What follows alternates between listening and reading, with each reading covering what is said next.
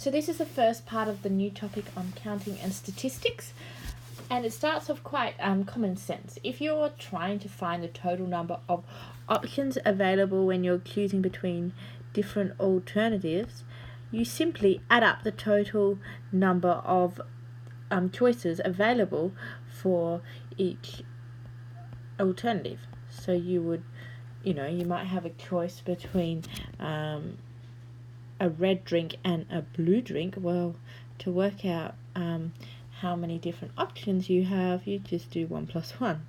Of course, it gets a little bit more complicated than that, but it's not that difficult a concept.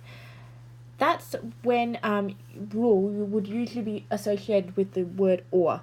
So basically, or implies add, and down here implies multiply. You probably remember that from probability that you would have done earlier. So if you're finding the total number of options made available when you're making sequential choices, so that's one after the other, you multiply the number of alternatives available for each choice. Alright, so and means multiply, or means add. Or is when you're just finding the total number of options in a particular scenario, and is when you're doing sequential things. So down here we've got an example. How many paths exist between A and D? So obviously you have to go from A to B, and you have to go from B to C, and you have to go from C to D. Alright, so we're really working out A to B and B to C and C to D. Alright, and so obviously with the and, that's going to mean that we're going to do multiply, because the and immediately relates to multiplication from our multiplication rule. So how many paths are there in total? Well, what are the number of paths from A to B? The number of paths from A to B are 4.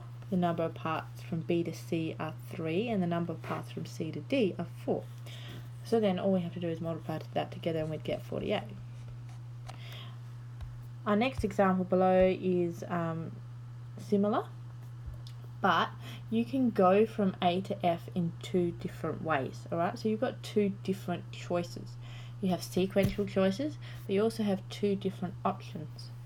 So you can either go from A to F via B and D, or you can go A to F via C to C and E, sorry, not C and D, C and E. So then we've just got to think, well, how many ways, when we've got or, that's obviously going to be plus, so they relate to each other. So if we go A to F via B and D, how many ways we can do? Well, we then going to go A to B, and then we have to go B to D, and then we have to go D to F. So we can do it the way we did above. We can go, well, there's one way to get from A to B, and so that's multiply. There's 2 ways to get from B to D, and there's one way to get from D to F. Down below, it's 1 way to get from A to C, and multiply 3 ways to get from C to E, and 1 way to get from E to F. Now obviously you don't really need to do that because you can see straight away, well, there's obviously 2 paths up here and 3 paths, 2 paths here and 3 paths there. So you could just go immediately to number of paths equals 2 plus 3. Alright, but that's why we get there, so you don't really need to show this step, but that might help you relate it. So still on addition and multiplication, a company is using 1 letter followed by 4 digits to create a code for each of its products. So 1 letter, so it'd be like A, 1, 2, 3, 4. Okay, 1 letter followed by 4 digits or numbers. If any of the letters A to Z is allowed in the first position, right, any letter is allowed in the first position, any of the digits 0 to 9 in the next 4 positions, how many different codes are possible? When we're doing this, sometimes it can be helpful just to draw some boxes. So I'm just going to draw this little table thing. 1, 2, 3, 4, 5. So any of the letters A to Z are allowed in that first box. So how many is that? Well, that's 26 because there's 26 letters in the alphabet. Then in the next box, any of the digits 0 to 9. All right, so 0 to 9.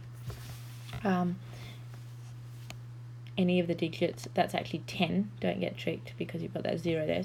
And then any of the digits in the next, and any of the digits in the next, and any of the digits in the next. Now be careful, it doesn't say you can only have the numbers once. If it did say that, these numbers would get one less.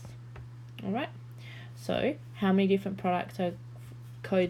different codes are possible? Well, the number of codes is going to be the number of things in the first thing, and the number of things in the second thing, and the number, not 26, 10, and the number of things in the third thing, and the number of things in the fourth thing, and the number of things in the fifth thing.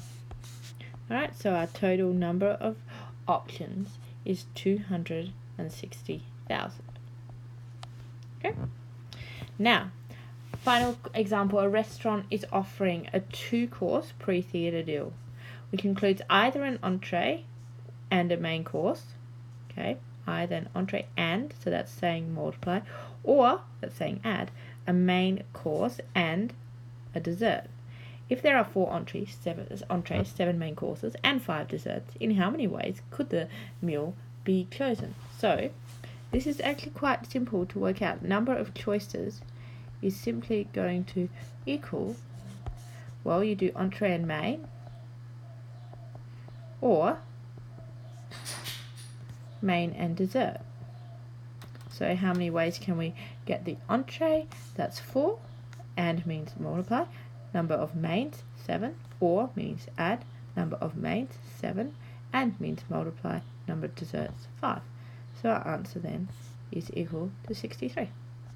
That's the first bit of this topic, and that's where we're going to stop for this first video. Thanks.